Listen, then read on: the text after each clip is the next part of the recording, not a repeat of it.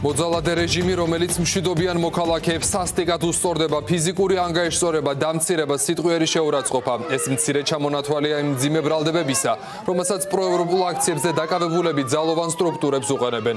დუმს სპეციალური საგამოძიებო სამსახური კოკა კაციტაძის უწყება ამ დრომდე არ ინტერესდება სხვადასხვა იზოლატორში მომხდარი ფაქტებით, თუ როგორ ეპყრობიან უკანონოდ დაკავებულ პირებს. რეჟიმმა გასულ 24 საათში კიდევ 8 მძევალი აიყვანა, ნაწილი მათგანი ნიღბის ტარების გამო დააპატიმრეს. ნაწილი კი პოლიციელებისადმი დაუმორჩილებლობის მუხლით აიყვანეს.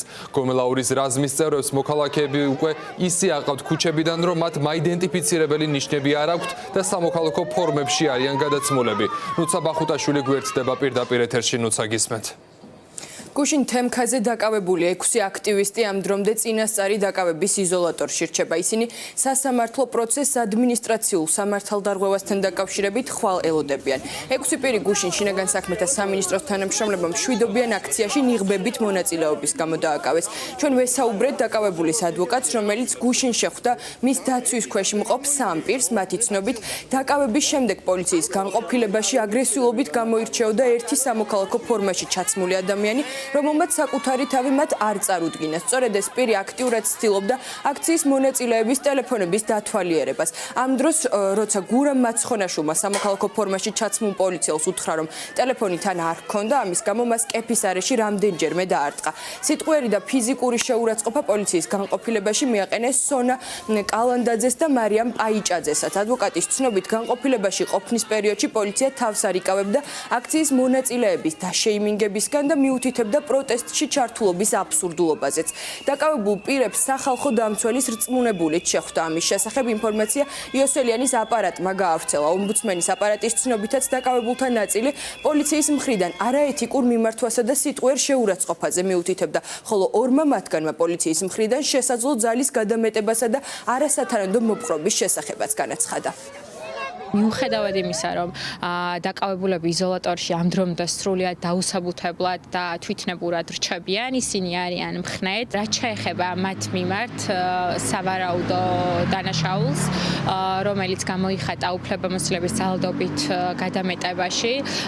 ადგილი ჰქონდა როგორც სონა კალანდაძის, ისე გურამ მაცხონაშვილის მიმართ. სონა კალანდაძე შეჰყავდათ პოლიციის განყოფილებაში კართან. მის მიმართ ადგილი ჰქონდა თმის მოწიწკნას. რაც შეეხება ფიზიკურ ძალადობას, ამ შემთხვევაში მსხვერპლი აღმოჩნდა გურამ მაცხონაშვილი, რომელსაც სამწუხაროდ თუ საბედნიეროდ არ აღმოაჩნდა მობილური ტელეფონი და ჩვენ თვეებია ვიცით, რომ დაკავებულ აქტივისტების მობილურებზე წვდომის პრობლემა და ამ მობილურების მოპოვება და უკანონოდ ამ მობილურებში დაცული ინფორმაციის ნახვა არის სამართალდამცავების ერთ-ერთი სამიზნე. მობილური თან არ ჰქონდა, რამაც გამოიწვია ადგილზე მყოფი გამორჩეულად აგრესიული პირის სავარაუდოდ სამართალდამცავის გაღიზიანება. კეფის არეში რამდენჯერმე მიიღო დარტყმა. მარიამ პაიჭაძის მიმართ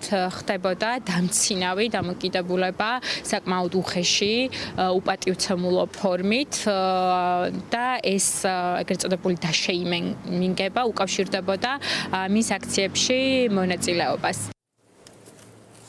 იმავე დღეს მოგვიანებით ზანდუკელის ქუჩაზე დააკავეს 2 პირი, რატი ტყემალაძე და ოთო კვარაცხელი. ადვოკატების ცნობით ისინი კრიმპოლის თანამშრომლებს აერიათ და შეცდომით დააკავეს. თუმცა შინაგან საქმეთა სამინისტრო მათაც პოლიციის კანონიერი მოთხოვნის მიმართ დაუმორჩილებლობას ედავება, მიუხედავად იმისა, რომ დამკავებლები სამოქალაქო ფორმაში ჩაცმული პირები იყვნენ და მათ არანაირი საცნობი ნიშანი არ ჰქონდათ.